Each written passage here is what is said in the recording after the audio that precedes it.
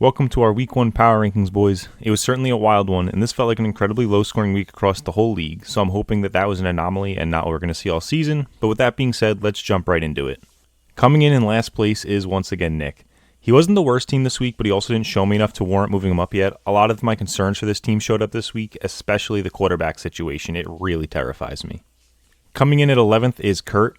He actually did finish as the 11th team this week, and so at number 11 in my rankings, he's going to stay. The good news for Kurt is he has some electric players who certainly will be better as the season goes on. I just refuse to believe that Najee Harris and Terry McLaurin are going to continue to put up so few points all season long. Coming in at 10th is Rich. He has a real running back problem, an even bigger one than I anticipated entering the season. His 7 backs combined for 8.15 points this week. And even when you consider that 2 of them were inactive, that is an insane stat. It really feels like a punt year for Rich already. Coming in at 9th is Garrett. Garrett actually had a respectable week considering his quarterback finished with 0 points. And while I'm not a huge fantasy believer in Russ, I think he can do enough to make this team compete. There's several players who I think underperformed, yet if Garrett had started Russ, he would have been the 6th highest scoring team. It's very respectable. Coming in at 8th is Vinny. I feel like Vinny probably didn't deserve to fall 2 spots this week, but he just didn't impress while 2 guys below him really did. I'm not entirely sure what to expect from this team still, but I sure hope that it's going to be more from Lamar than we saw in week 1. Coming in at 7th is Lark.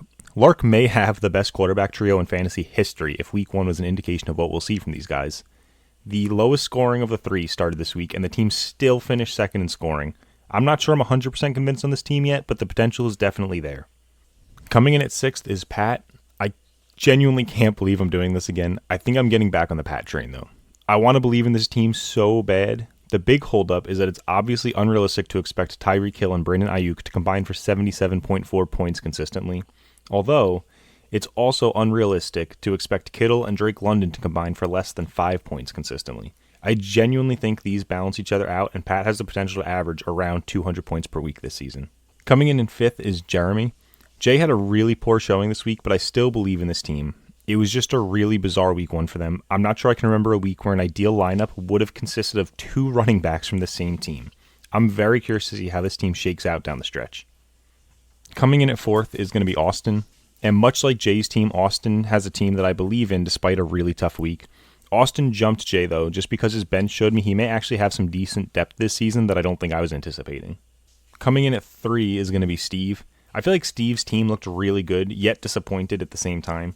None of his players put up anything that I don't believe they can repeat, yet several of his players definitely underperformed, Josh Allen especially. Coming in at 2nd is now John. John had some really talented players disappoint this week, but his defense made up for it big time and made him the 2nd highest scoring team. If he wants to stay this high, guys like Gibbs and Higgins have to show up, but for now he's jumping up to number 2. And finishing week 1 in the number 1 spot is once again Mitch. Mitch put up nearly 200 points with his quarterback completely shitting the bed. That combined with a decisive victory over Garrett is more than enough for him to hold on to the top spot for now. Alright, that's going to do it for our week 1 rankings. I hope you'll enjoy tonight's game, and I'll see you next week.